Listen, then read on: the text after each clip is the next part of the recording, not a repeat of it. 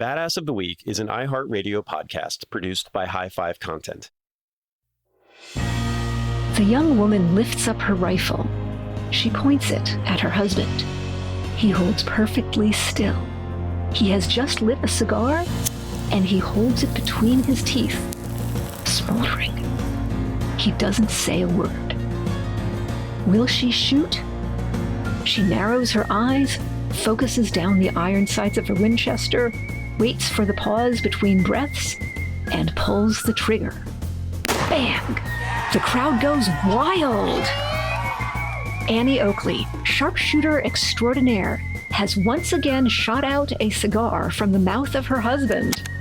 This is just one of many daring and dangerous feats she routinely performs on a nightly basis for average Americans and European royalty alike as the star of Buffalo Bill's Wild West traveling show.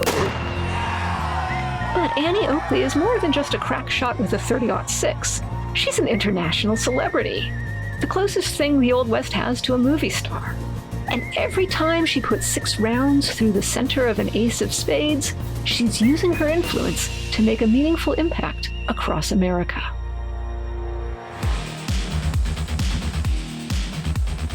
Hello, and welcome back to Badass of the Week. My name is Ben Thompson, and I am here, as always, with my co-host, Dr. Pat Larash. Pat, this is an episode that I've been very excited to do for a while. Me too. Yeah. Yeah, we've been planning this one for a while, and we wanted to do like an Old West episode, like some cool cowboy stuff. And we found 2 characters that I think fit really well together in this way. Even though on the surface, they might not look connected. Yeah, and that's kind of what we want to get into with this episode, which is we're going to be talking about Annie Oakley, who was one of the most famous performers and entertainers in Wild West history. She was a frontliner for Buffalo Bill's Wild West show. And we're going to talk about a less well-known 19th century woman with a gun in Stagecoach Mary Fields, who is probably among the most badass employees in the history of the United States Postal Service. And it's going to be really fun, I think, as we go through this, because, Pat, they have very similar, the time periods in which they're operating match up very well. Yeah. We can take a moment in time and say, okay, what's Annie Oakley doing? And meanwhile, what's Stagecoach Mary up to? Yeah, and the stories go together really well because we're going to be kind of traveling through this Wild West time period, and we're going to be visiting 2 women who are similar in a lot of ways, but different in just as many. Structuring this episode was a little bit of a fun challenge. I enjoyed kind of structuring it. And I hope that it is something that you guys are going to enjoy. So when we come back, we are going to talk about 2 women of the Wild West who knocked down every barrier that was put in front of them and destroyed anything that tried to stop them and anybody that tried to stop them. Whether it's literal or metaphorical. Exactly. And the way they went about doing this, as we'll see, is very different. Both of their stories are amazing and interesting, and we're going to get into it after this.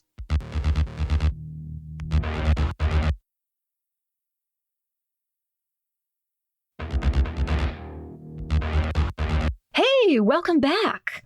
Let's talk about Annie Oakley. Annie Oakley got her start in rural Western Ohio, providing for her modest Quaker family, including 6 surviving siblings. And this was after her father died when she was only 5. Family didn't have many resources, the way Annie tells it. At age 8, she had her first shot, and she saw a squirrel running after a hickory nut. And that was the last hickory nut that squirrel ever went for. And as Annie put it later, it was a wonderful shot going right through the head from side to side. So, sounds like a clean shot to me. Sounds like a clean shot, but it's interesting to me that 8-year-old Annie Oakley, and you said she's from Ohio, so we're picturing an Ohio farm in 1860, and this 8-year-old girl sees a little squirrel running after a hickory nut, and she thinks, man, I got to blow that squirrel's head off. Apparently, yes. That must have been a thought that went through her head. And I do wonder if she was thinking that she might be able to provide for her family. They didn't have many resources. Maybe they ate the squirrel. Yeah, they ate it. I think so. I don't know about this particular squirrel, but she did, young Annie, or I guess Phoebe was her birth name.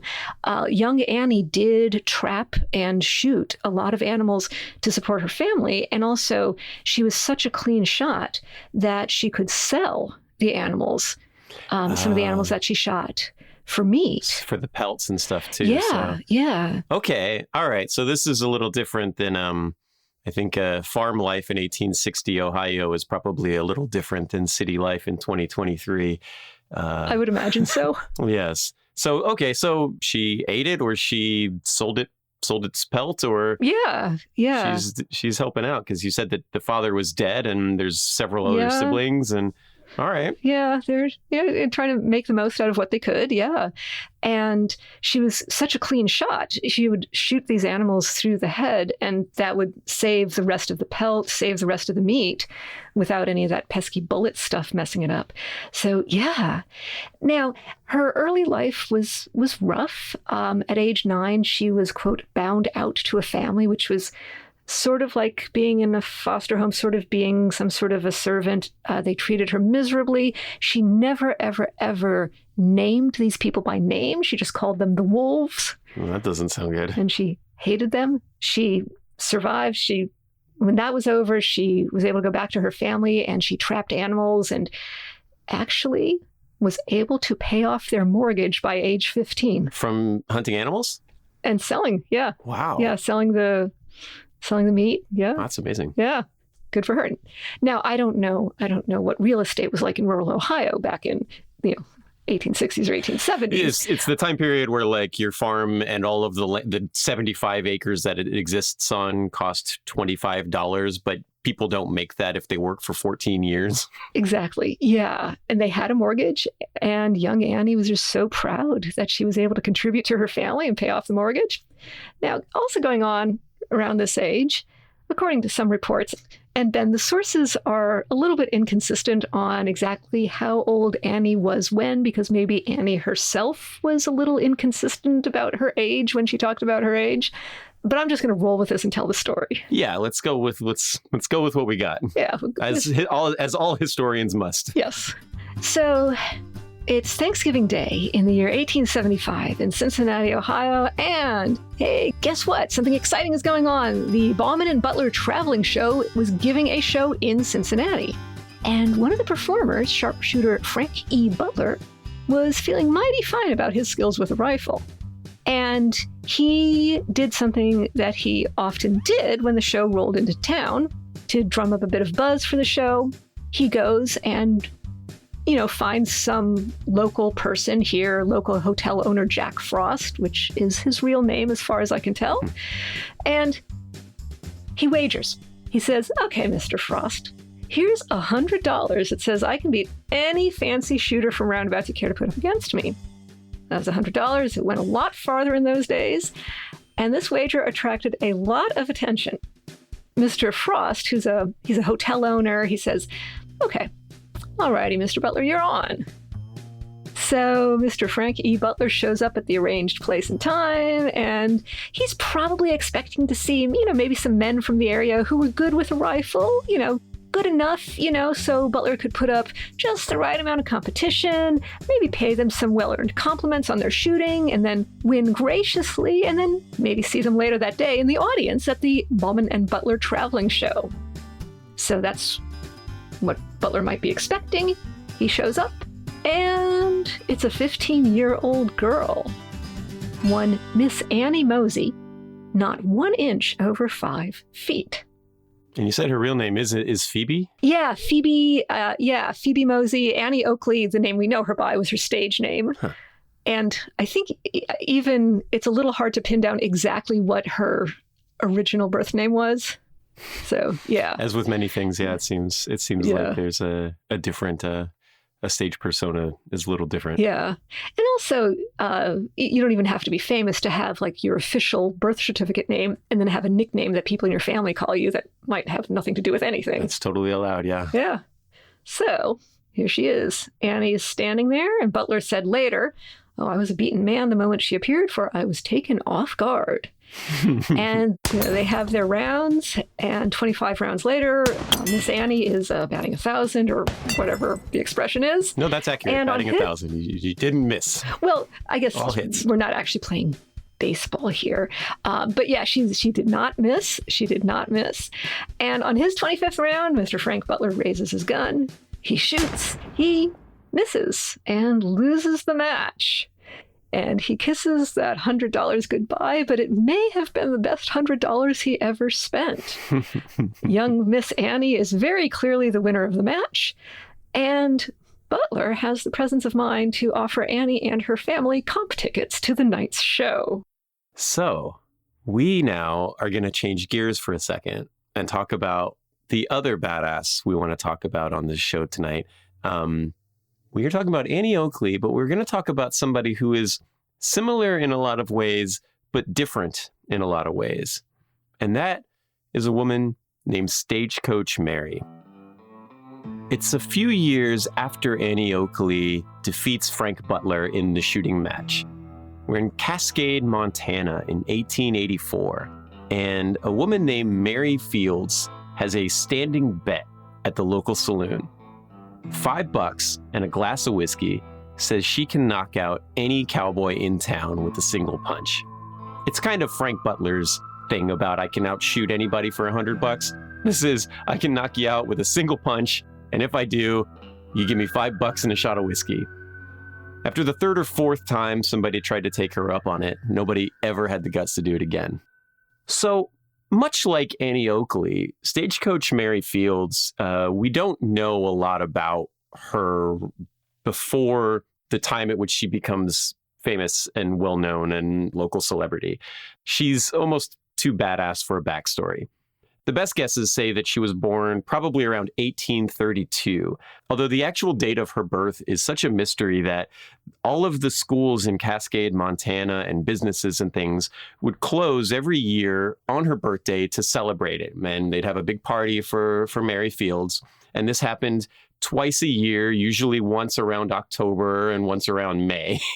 So wait, so which one was her birthday? Oh, we don't know. Nobody knows. Nobody has an answer to this. We don't know the year. We don't know the day. But we do know that Mary Fields, she spent the first 30 years of her life as an enslaved person in Hickman County, Tennessee. She spent some time working on a Mississippi steamboat, and we know very little more about her. She is about 6 feet tall, 200 pounds. She's kind of built like a bulldozer, African-American woman. And she kind of rolls into the town of Cascade, Montana in 1884 with a 6-shooter, a work apron, and a flask of whiskey, a 10-gauge shotgun, and a home-rolled cigar clenched between her teeth.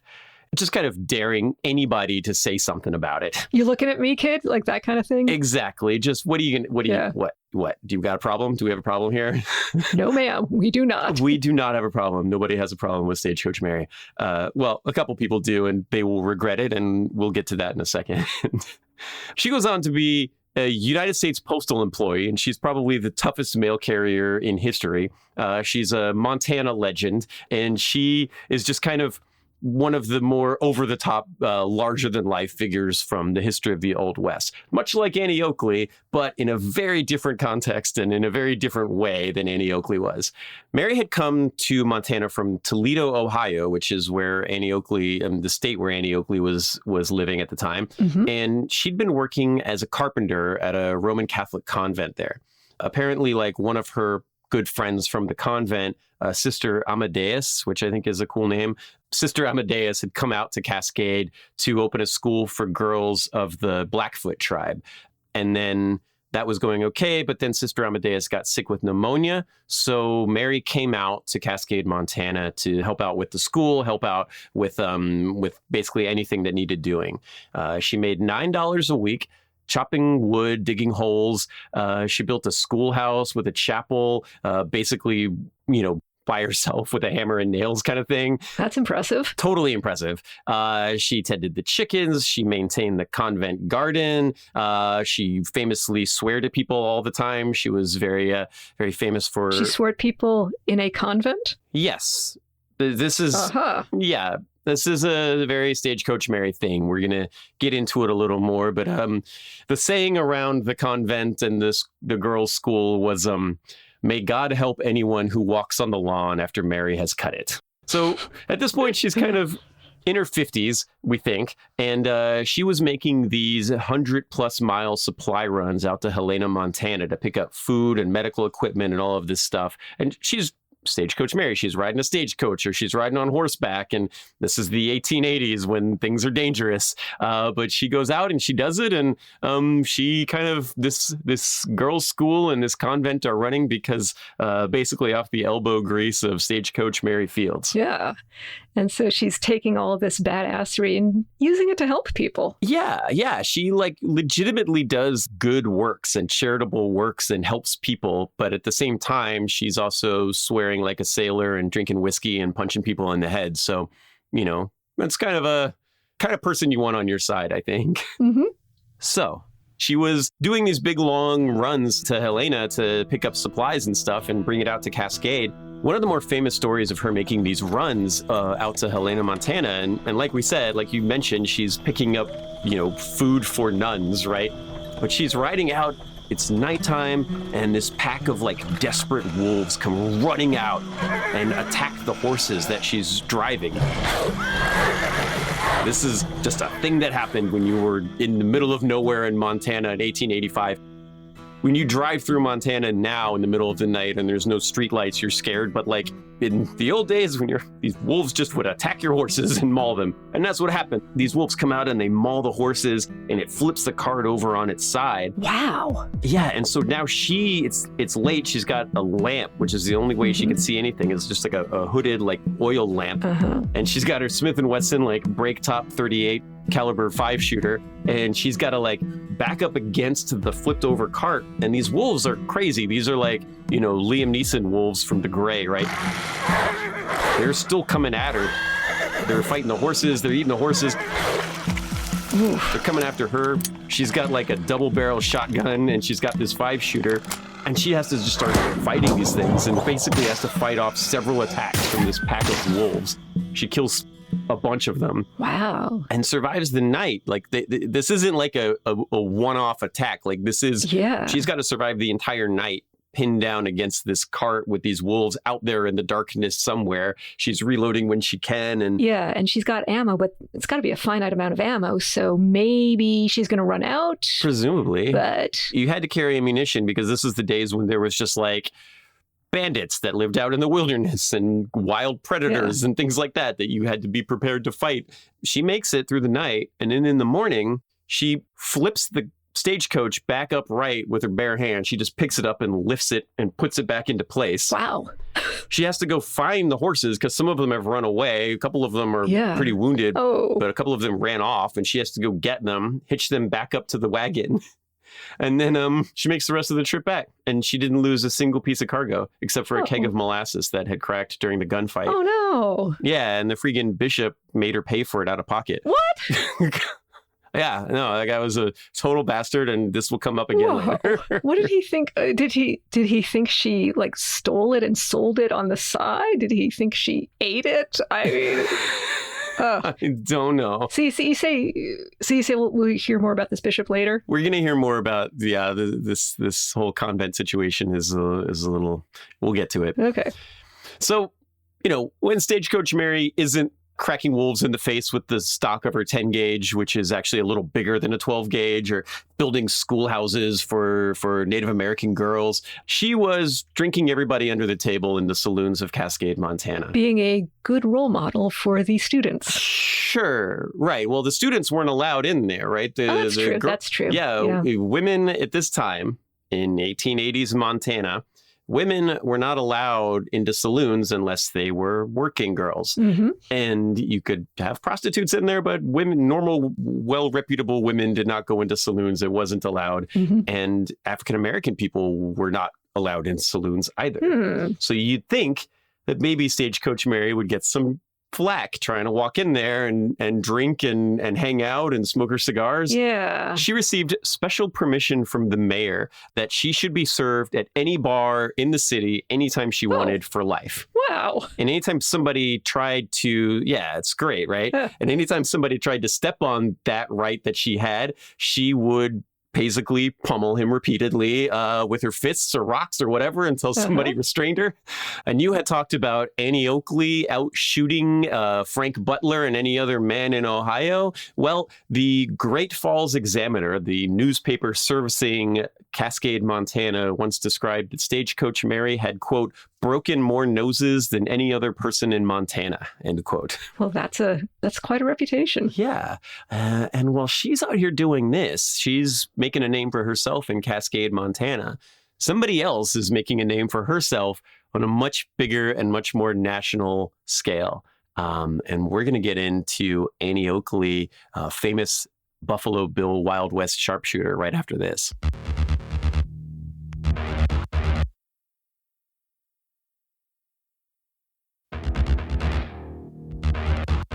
All right, welcome back to the show. And now we're going to transition back to Annie Oakley. She is part of Buffalo Bill's Wild West show in 1885. She's the first woman to be incorporated in any kind of traveling act. Maybe it was first just like, hey, here's this girl that can shoot. And then it ended up being where she was out earning most of the men on the show. And Pat, let's talk about Annie Oakley being basically an international celebrity here. She's an international celebrity, yeah. She's wowing audiences all over the world with her feats. The Wild West show is obviously an American phenomenon, but they travel. And what Annie does is she is not only a really good sharpshooter, but she's also really, really, really good at show business and maintaining her persona. And so she's simultaneously like practicing every day for the physical parts of her act, for the athletic parts of her act. And she's also not just a sharpshooter, but she's also good with horses. So she can do like some horse tricks or stunts, and she's one of those performers. She's one of those sharpshooters who on stage can make it look so easy. And she had to have worked hard. And you think of, Marilyn Monroe, who, worked out and everything and just looked effortless. Yeah, my wife always says that when they do the Olympics, they should just have like a regular person in the competition with all of the professional athletes, just so that you can see like what a normal idiot looks like trying to do this stuff, because it looks so easy when you watch it on the Olympics and you watch 5 people do the thing. But if you attempted to do this, it would just look so ridiculous, right? What Annie Oakley is doing with the shooting is mind-blowing and it looks so easy. But if you were to pick up a revolver, you would have no chance of duplicating what she's doing. Yeah, like Simone Biles makes all of her twists and flips look just so easy, and you think you can do it. Oh, but no, you cannot. No. Yeah. So that's a great idea. I would totally watch that. Yeah. Yeah. You get picked. It doesn't matter. Like somebody draws your name out of a hat or something. Yeah. And you got to compete. And any athlete that loses to you, they don't get to come back in 40 years to the next Olympics because it's too embarrassing. Well, I don't think any Olympian level athlete needs to feel threatened by me if my name were drawn out of the hat. Exactly. Well, when Annie Oakley tries her best, it's quite impressive. And she's just impressing people left and right. Part of the Wild West troupe at this time was the Hunkpapa Lakota leader, Chief Sitting Bull. The Sitting Bull. The Sitting Bull, yes. The Sitting Bull. The Custer's Last Stand Sitting Bull. Mm-hmm. Yeah. And he pivots in his career and he's in show business now. And he was impressed by Annie, and he symbolically adopted her as his daughter and conferred on her the name Watanya Cicilla, or Little Sure Shot. And she kept that nickname throughout her career. Wow. Yeah. And was this genuine affection on Sitting Bull's part? Possibly. Was it also good for publicity for the show? Also, yes. Why not both? Why not both? Yeah. And Annie got to travel. And remember, she started off as a humble farm child in rural Ohio. And with Buffalo Bill's troupe, she's touring Europe. She performs for, this is like a crash course in European history. She performed for Queen Victoria of England, King Umberto I of Italy, President Marie-Françoise Sadi-Carnot of France, and apparently even Crown Prince Wilhelm of Bavaria. And this is the guy whom you might know better as Kaiser Wilhelm of World War I fame. Yeah, so that's the crazy thing with this time period is that she met Sitting Bull, who was the Sioux commander at the Battle of Little Bighorn, and she met Kaiser Wilhelm. Because she's Annie friggin' Oakley. Why not, right? It's just amazing to think that those people lived at the same time. Yeah, yeah. And apparently, the story goes that when she was meeting Crown Prince Wilhelm, at his request, she, would do a little performance, show off her skills. And her husband, Frank Butler, is there with her. He's often part of the act. Probably helped. She married Frank Butler. Oh, yeah. Sorry, I forgot to mention that. She married Frank Butler. Oh, she outshot him. And it's like Atalanta, right? Like the man who defeats me in the race is the only person I can marry. Yes. Yeah. And in this case, it turns out to be a good business proposition. They're business partners as well as life partners. And yeah, if you can't beat them, join them. Yeah, yeah. People have written stuff about the role that Frank Butler plays in her skits and as her manager, and how having a husband visibly part of the act actually probably helped the fact that Annie was a female performer, because she was a female performer, but her husband's around, so it's not racy or sensational. It's just okay, hey, yeah, this is a thing. And that's an interesting thing with Annie that comes up a lot, which is that when we think of Annie Oakley, without knowing too much about her, you've talked about her cultivating her stage persona. But one thing about Annie Oakley, we picture, she wore pigtails and she was only 5 feet tall and she wore these dresses. And you think of kind of very girlish, shooting a gun, blah, blah, blah. It seems almost kind of like Wild West Barbie. Wild West Barbie. I was literally about to say Barbie. Oh, no. But there's so much more to it than that. And this was what you said. She's cultivating this public persona. And she's operating at a time in which girl with a gun is threatening to a lot of people, especially people who might be super down with watching Buffalo Bill's Wild West show. And, this is really kind of genius on her part, because she's breaking a lot of barriers that stood for women, but she's doing it in a way that didn't rattle people or upset the status quo that much. Yes, she's a woman with a gun, which is kind of a scary thing, but she's not aggressive. She's cultivating this girl next door mentality. Her husband's there. He's part of the show. I think this was all, I would imagine that a lot of this was if not totally calculated, she gave a lot of thought to how she presented herself. Oh, yeah, yeah, yeah. She's this total badass sharpshooter who can outshoot the men. And she's very domestic. She sews her own costumes. There is a photograph of her sitting in front of a tent, one of the tents as part of the show, offering tea to visitors. Right. And it's easy to look at this now in current context and be like, and maybe give her a hard time about this. But this was genius at the time. This was pushing boundaries in a way that they had never been pushed before. And, everybody kind of thought, everybody was kind of happy about it. It didn't rattle any cages or rattle any feathers, but at the same time, you're kind of normalizing the idea of a woman with a gun. And she really promoted women learning to shoot and carrying guns and defending themselves. And I think that is an aspect of Annie Oakley that is really can't be understated. Yeah, exactly. When she was in Europe, this little girl from Ohio, grown up and going to Europe, when she was performing for Crown Prince Wilhelm, he requested that she do kind of one of her trademark things, which was, hey, could you do that thing where you shoot the ash of a cigarette that I'm smoking? So Annie Oakley could have ended World War I before it started. She made that joke afterwards. Oh, really? She did, yes, yeah. If only she could miss. Yes. But she has a reputation to uphold now. And if only I could have missed. Yeah.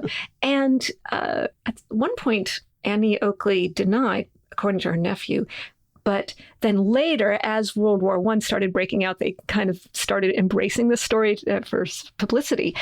And according to the story, originally, Crown Prince Wilhelm was going to have the cigarette in his mouth, which was the way they did it when Annie and her husband Frank Butler did this shtick.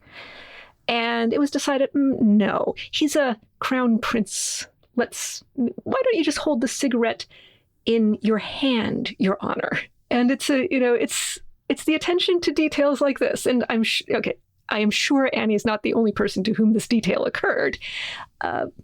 But yeah, and then later on, Annie Oakley did quip that if she had missed, she might have prevented World War I. Anyway, she makes it to England, where, we were talking about her image, her reputation. She's got this kind of charming, feminine look to her that she cultivates even while holding a gun. And the newspapers there said she had a charming naivete. And they tell the story that when she was introduced to the then Prince of Wales, the guy who would later become King Edward VII, Annie, she doesn't understand protocol? She shook the hand of Edward's wife, Princess Alexandra, before shaking Edward's hand. Now, that's not how you do it. That's not how you're supposed to do it. Well, Annie had caught wind of Edward's flirtatiousness, and she didn't want any problems at all. So she very strategically acknowledged Princess Alexandra and shook her hand first, and then went on to Edward. That's it, right? That's kind of how she has been, right? And that's, I think, the thing that we don't give her enough credit for is that maybe she wasn't naive, right? Maybe she was just wanting you to think she was naive. I think she cultivated an image. I think she knew what she was doing. Yeah. Seems likely. You don't go from, shooting squirrels in the backyard to the most famous woman in America without, having a little bit of guile, right? Mm-hmm. Yeah. Guile or tact? Maybe both. Maybe guile. Yeah. So that's Annie, and that's her way of promoting herself, taking the initiative. So you don't have to be Kaiser Wilhelm to see Annie Oakley perform. We actually have, believe it or not, video of her. In 1894, Thomas Edison, inventor of the kinetoscope, which is a movie camera, has a film, 25 seconds, and guess who it features? Wow, so she met Edison too. She met Edison, yeah. And the video, which you can find online, we're in a studio, the set is black, and on the left of the screen, there's a woman in a cowboy hat and fringed Western dress, and she stands, she's holding a rifle. Now, this is all perfectly silent because this is a silent movie, this is a silent film. She's holding a rifle, she's eyeing a display at the right of the screen. It's got an array of 6 circular objects. They're glass balls, because that was something that you used for target shooting. And they break when you hit them with a bullet. And our girl Annie fires 1, 2, 3, 4, 5, 6. And then her partner, a man dressed in late 19th century garb, he's wearing a vest, he's got a bowler hat. He runs over next to the display, goes down on one knee, and throws up a succession of more glass balls into the air. And Annie takes aim, and bam, bam, bam. Of course she hits these glass balls. She's Annie Oakley, and her act is what Thomas Edison is using to show off his newfangled kinetoscope movie camera. And, of course, these days, you can just see this 20-second clip on Wikipedia, no big deal. But back in the day, this was cutting-edge technology. He made several clips of Buffalo Bill's Wild West show, including clips of Sitting Bull and some of the other Native Americans who were touring with him. So this is maybe literally one of the first movies. She might be the first female movie star in American history. Among the first, yeah. Okay. Right? I don't want to say the first without doing actual homework on it, but I'm certainly among the first. This is cutting edge. It's got to be if Edison invented the kinetoscope, and I don't know, it's entirely possible. Yeah, and what do? You call Annie Oakley and say, "Hey, can I film you doing something cool to show off my thing?" Yeah, and to just to catch her shooting glass balls out of the air. So Frank Butler's throwing them up in the air and she's shooting them before they hit the ground. Yeah. Yeah. With a rifle or a pistol? It was with a rifle. She's got this big long thing. She's shooting these balls out of the air. Yeah. So Pat, I don't know, do you have any experience shooting guns at all? Aside from some little plastic water pistols back when I was a kid, no, I'm afraid I don't. Plastic water pistols don't count. Video games don't count. Have you ever fired like a real firearm at a target? I'm assuming very, very casual first-person shooter video games don't count. Does not count, no. Doom 2 doesn't count, where you can just use the arrow keys, yeah. Yeah. No, I think the closest I've gotten was shooting a bow and arrow in gym class a few times in middle school. I'm sorry, I'm really trying here. I am not. Did it have a suction cup tip at the end of the arrow, or was it? It actually had a point, and we were shooting at straw-filled targets. Okay. So, that counts. That counts as a firearm, but it counts as target shooting. Yeah, that could potentially do damage. Yeah, I mean, it's historically killed lots of people. Bow and arrows. Yeah. Famously very good at killing human beings. Yes.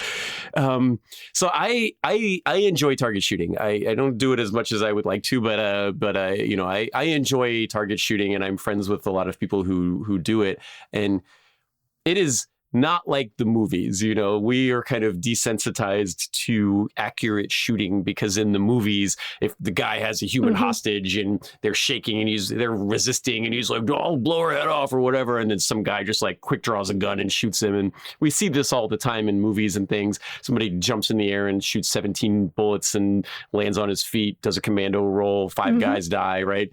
But that's not how real life works. And it is, the stuff she is doing is... Wait, Ben, you're saying Hollywood does not reflect real life? I'm saying Hollywood does not reflect real life, except that Annie Oakley is doing this in real life, okay, right? Yes. Except that she's on film doing this thing for real. Yeah. And what she's doing is incredibly difficult.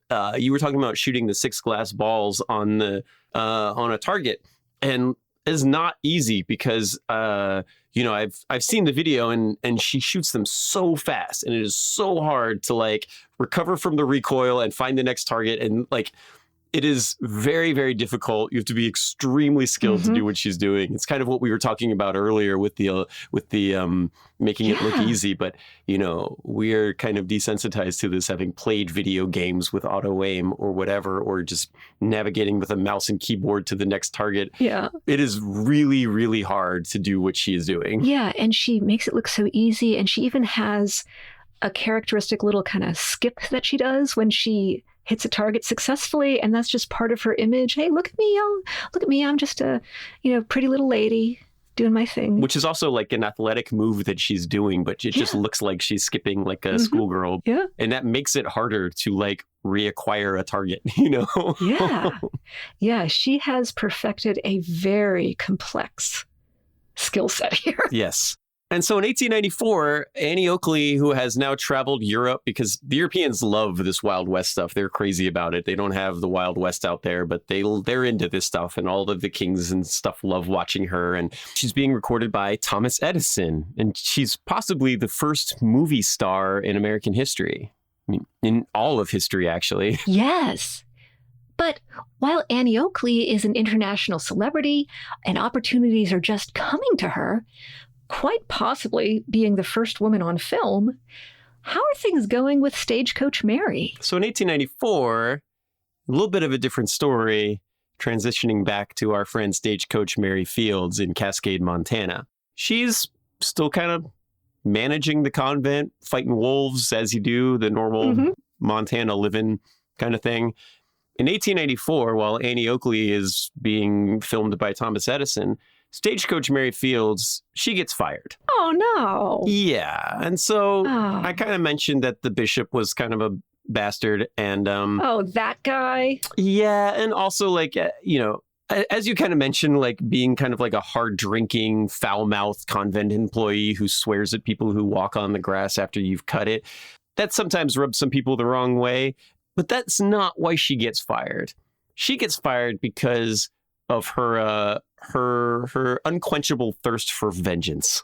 And this is a thing that Mary will come across a couple more times with Stagecoach Mary. She really doesn't like it if she feels like you're disrespecting her.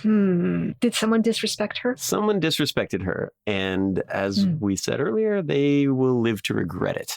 So Mary is working as kind of managing things on the convent. She's building things. She's working the grounds. She's doing anything that needs to be done. You need me to run 120 miles to go pick up some supplies. I'll go do it. You need me to build this thing. I'll do it. She's doing anything that needs to be done whenever it needs to be done. But she's not the only person on staff at the convent and school. So there's this other guy. He's a handyman, and he works there as well. And he's grumbling around behind Mary's back. He's grumbling to everybody about how it's dumb that a black woman makes more money than him. And he doesn't like it. That shouldn't be how things go. Oh, come on. Well, eventually somebody mentions to Mary that this guy's doing this thing. So what do you do in 1894 Montana when you got a problem with somebody? You freaking challenge him to a gunfight, and that's what she does. just not the Aaron Burr pistols at dawn. This is like the gunslinger, like, draw. High noon. High noon, yep.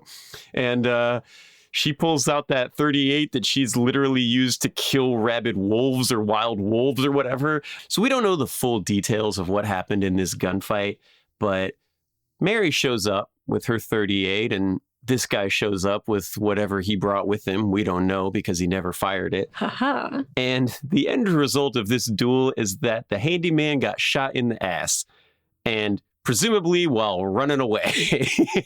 Womp womp. She gets fired for having a gunfight on convent property, which probably is okay.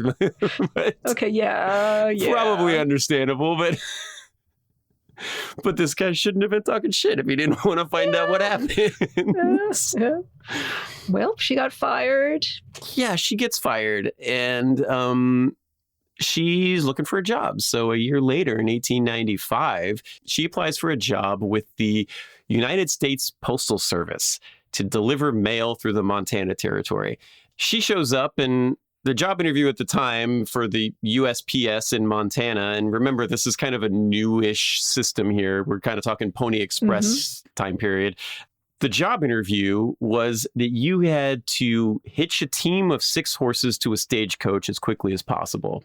And Mary shows up, and a bunch of 20-year-old Wild West cowboy-looking dudes show up. Mary's 60-ish. Like I said, we don't know her age, but she hitches the horses in half the time as any of the other guys there. Woohoo. She's basically got time to like smoke a cigar while the rest of them are doing their thing. Go Mary Fields. Yes. And she becomes the second woman and the first black person of any gender to work for the U.S. Postal Service. She gets the job. Hey. Yeah. And okay, I can hear you thinking, okay, whatever. I get Amazon delivered to my house like 3 times a day now. Like being a postal employee is not that interesting. It doesn't trigger images of like gunslinging badassitude. But running a postal route in 1880s Montana was not easy. And I'm thinking there's the Postal Service creed. Neither snow nor rain nor heat nor gloom of night stays these couriers from the swift completion of their appointed rounds. And that's from 1914, so it's well after this. But these rules apply to 1895 Montana. The mail has to get through. And we are talking about riding on a stagecoach by yourself, and the stagecoach is packed with packages to be delivered. You have problems with porch pirates. In the 1895, they had problems with bandits who would attack these stagecoaches and like kill the drivers and loot the stagecoach. You're carrying money. You're carrying, anything that needs to be shipped. You've got it in the back of your stagecoach. You're riding these horses through rural Montana, and there's people gunning for you everywhere, right? Forget about the random wolves that can pop out, as we've seen, and attack your horses. There's people hiding in the hills with guns. There's people riding up on you on horses with guns. There's blizzards, heat waves, driving rain, screaming winds. There is all manner of weather and physical danger. And Stagecoach Mary runs this route, and she never misses a day of work in her career. Wow. Yeah. She never failed to deliver a single letter, was never late once. like I'm late to everything. I'm late to every meeting we've ever had for the Zoom. I'm late to every meeting I've ever been invited to. I'm late to every job I've ever had. I've shown up at late like 3 times a week, basically. Hey, no judgment, no judgment. It's fine, right? I blame the subway, but I mean, when I'm late, I blame the subway, but yeah, that's the great thing about having a kid is that I can be late to anything now. I'm equally late to everything, but now I can just blame the kid. My brother always says that you can just kind of plan on me being 15 minutes later than whatever I say I'm going to be, which is accurate for me. Mm-hmm. But it was not accurate for Stagecoach Mary. She was steering a horse-drawn carriage up a mountain cliff to deliver a thank you card to Grandma. She got it. Right? You want to go through the snow. Woo-hoo. It's so high. You've got to the horses can't get through the snow. Like this is common in Montana. She got out and climbed over on foot with the mailbag on her shoulder, walking 10 miles through waist deep snow uphill both ways in the headwinds, that kind of thing to deliver some letter to a guy on a farm in the middle of nowhere, Montana. Wow. And she, like I said, there's bad guys out there looking to rob you. And she's carrying that 10 gauge shotgun and that 38 and she is not afraid to use them. Mm-hmm. She said that according to her own personal experience, that 10 gauge was, quote, more than capable of cutting a man in half at closer range. Okay. So between the bandits and the wolves, she's prepared. Yeah, this is where she gets the nickname Stagecoach Mary, is from anytime that you needed something delivered, she was the person that you wanted to have delivering it.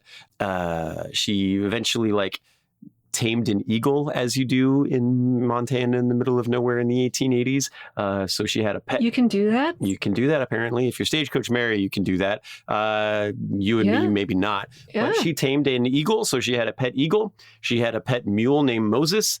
And she had her Stagecoach, her 10 gauge and her 6-shooter. It was a 5-shooter. The 38 was a 5-shooter. But she managed to do that job for 7 years. She finally retired in 1901 as one of the pioneering heroes of the United States Postal Service. That's Stagecoach Mary. Yeah. And so Stagecoach Mary Fields, is retiring in 1901. Meanwhile, in 1901, what's Annie Oakley up to? Well, she's got some changes to her career. Life happens.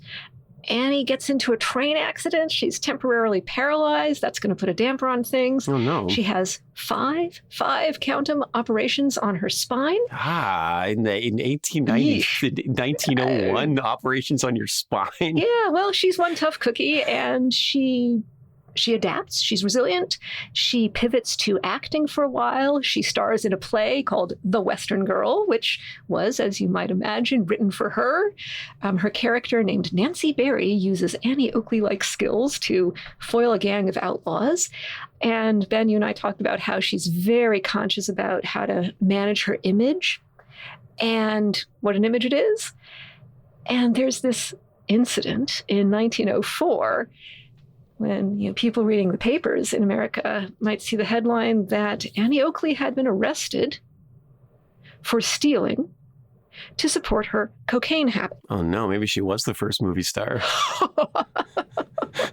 Now, our Annie was very clean cut, and her style of badassery did not include stealing or cocaine. So what gives? Where did this headline come from? Is it just pure tabloid? Turns out that some other woman, and this is actually someone who used to perform in Wild West shows, doing some combination of sharpshooting and burlesque performances, and who sometimes used as her stage name various creative misspellings of the name Annie Oakley or Annie Oakley or what have you. And so she's just like the porn parody actress of Annie Oakley's stage performance. Something like that. Yeah. And so this woman, whose name, well, she used various stage names. I think her original name was Maud Fontaniello.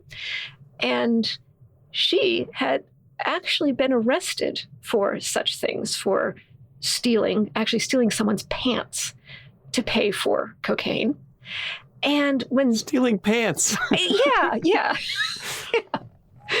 Yes. How'd she get them?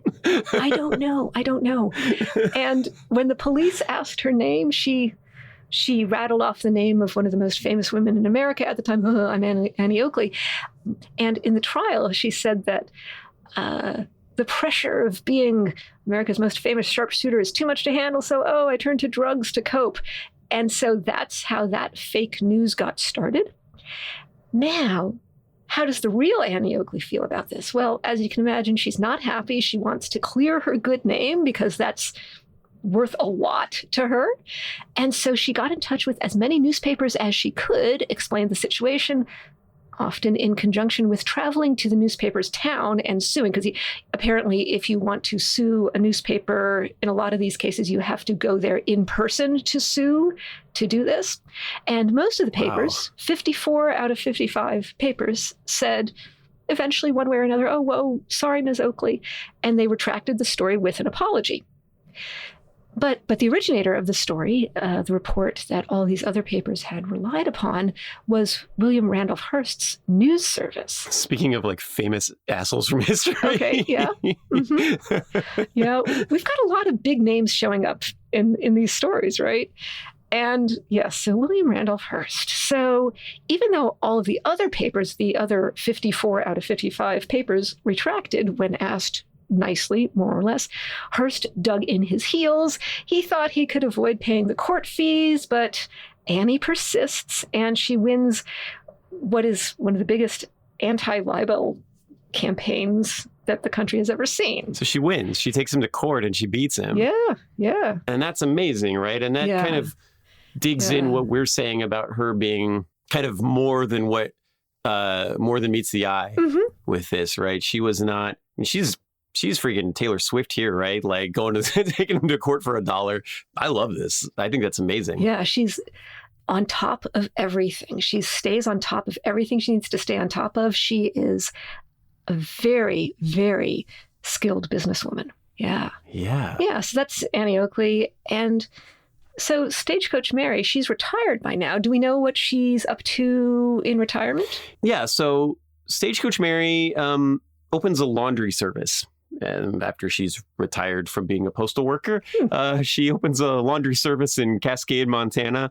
And it's probably the most badass laundry service in all of the history of Montana. I can't say this for sure, but I'm going to assume possibly. Here's a good example of this. There was one time that Mary was sitting at the saloon playing poker and drinking whiskey when she heard a voice outside the saloon that caught her attention. It was some guy who had gotten his laundry done by Mary, but he hadn't paid his bill. Uh-oh. So Mary, this is bad news. Yeah, you shouldn't try to double cross Stagecoach Mary. She's in her 70s at this point. She calmly excuses herself from the card table, walks outside, grabs this dude by the shoulder, spins him around, and completely flattens him unconscious with one punch. Ouch. Then as he's like laying there crumpled up in the middle of the street, she kind of leans over and is like, look, punching you in the face was way more enjoyable to me than the $2 that you owe me. So we're just going to call it even. Thanks for your business. Have a nice day. And she goes back inside and finishes her drink. Woohoo. Yeah, I mean, it's fantastic. Yeah. So when Mary's not doing this, she, of course, is doing the other thing you expect that she would do, which is babysitting children. Anytime the parents need to get away, she'll babysit your kids for a couple bucks. She became friends with Gary Cooper, who was the AFI's 11th greatest male film legend of all time. He played Sergeant York. Gary Cooper once called her, quote, the freest soul to ever draw a breath or a 38. That's a great line. Yeah. She never had to pay for food or drink anywhere she went in town. And she got free tickets to every home game of the Cascade, Montana baseball team. Aww. Yeah. According to local sources, she would give flowers from her garden to any player who hit a home run. And very viciously swear at any umpire who made calls she disagreed with. This sounds consistent with what we've been hearing of her. Yes. Yeah. Swears like a sailor. Yeah. Just, you really want them to be on your team, you know? You love them when they're on your side. Mm-hmm. And here's a great example of that. In 1912, there's a fire in Cascade and Mary's home burns down. She's, in her 80s now, and the entire city gets together and builds her a new house, which I think is really cool. And it says a lot about her, right? That's nice. Yeah. She has this reputation of being this 6 foot tall, kick your ass, hard drinking, hard fighting, hard swearing, badass, Old West woman. but everybody loved her, and she was taking care of kids, and she's building, convents and stuff like that. And when she needs help, which is not often, everybody is like falling all over themselves to help her because they love her. Oh. Yeah, and that's really nice. She lives to be 82. She passes away of liver failure, of course, in 1914. And that's not so bad, considering that she had like fist fought wolves and traveled through freezing rain and drank hard, fought anybody who wanted to fight, and basically overthrew any cultural stereotype that anybody might have had to offer her. And generally that involved punching a bunch of cowboys unconscious, even though they were half her age. And that's pretty great. A life lived to the fullest. Exactly. And so how did things end up for Annie Oakley? We're looking at 1914 here when Stagecoach Mary passes away. And I think Annie survives her by a little bit. Yeah. Annie passes away in 1926. And that means that she's seeing World War I happen. She uses her celebrity to advocate for women being represented in media as more than just fragile or over-sexualized. She says that women should demand professionalism in the workplace, which was not par for the course in 1885. She was against women's suffrage, and people are complex. Yeah, and I've come across that as well, because when we were starting to do some research for this episode, I was thinking, oh, well, Annie Oakley, she's born before the Civil War and she dies during like the Jazz Age, and women gained a lot of rights during that time period. And I would have, we were thinking maybe we could tie that into some kind of suffrage thing, because she dies after women are allowed to vote. But she publicly never really talked about it. And when really pressed on it, she said, no, I don't support this. But at the time, I think this plays in more to her persona. And maybe this is me putting words in her mouth, maybe not. It was a very divisive topic at the time. And I think that there's a chance she was kind of playing it safe, right? It was enough that she was putting guns into women's hands. She didn't need to come out and publicly support something even more radical than that. It might alienate some of her fans and some of her audience and undo some of the work that she was already doing. I don't know if that's true or not, but it is something to consider when you think about it. Yeah, and whatever her intent, the effect is there were some boats she just wasn't rocking. Okay, so what's Annie Oakley's legacy? Well, her fame lives on after her death. There's a movie about her, a fictionalized version of her life or her story, starring Barbara Stanwyck as Annie Oakley. There's a musical, Annie Get Your Gun, that came out in 1946, starring Ethel Merman as Annie Oakley. And these productions tend to fictionalize her story and play up and, soap opera-ize the romance between her and Frank Butler. So they're not documentaries by any means. And, her fame continued for quite some time. For what it's worth, comp tickets at the theater were called Annie Oakley's because they would be punched in the middle. And obviously, when you see a card with a hole in the middle, you think of Annie Oakley shooting a bullet through that ace of spades or whatever. Yeah, that's awesome. Yeah, I came across a story that the first women prison guards in the United States were at Newcastle County Workhouse in Green Bank, Delaware. It was in 1943, and most of the guards of the prison had gone off to fight in World War II. So the prison hired 11 women to work as machine gunners in the prison towers, and they were known as the Annie Oakleys, which I love. Because of course they were. Yes. Yeah. How about our friend Stagecoach Mary? What's her fame like? Well, I mean, she's very famous in the town of Cascade, Montana, and I think more people are picking up on her story and telling it, but it's kind of the interesting compare and contrast between Annie Oakley and Stagecoach Mary. Annie Oakley, she met President McKinley. She told Teddy Roosevelt that we needed to get more women into sport hunting. She met Kaiser Wilhelm and Thomas Edison and Sitting Bull and all of these famous people from all around the world, and was this world-renowned person, international celebrity on a level that compares today to like the biggest movie stars and music stars. And Stagecoach Mary was famous in her town, but not too well known outside of that.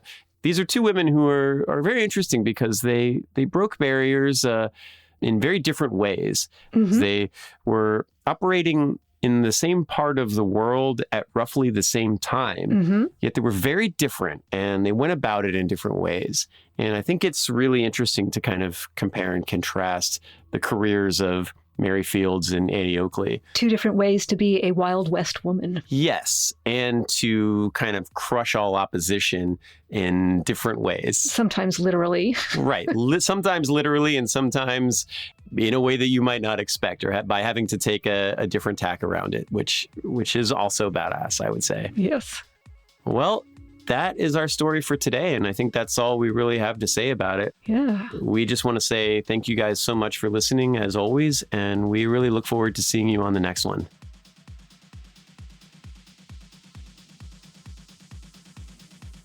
Badass of the Week is an iHeartRadio podcast produced by High Five Content.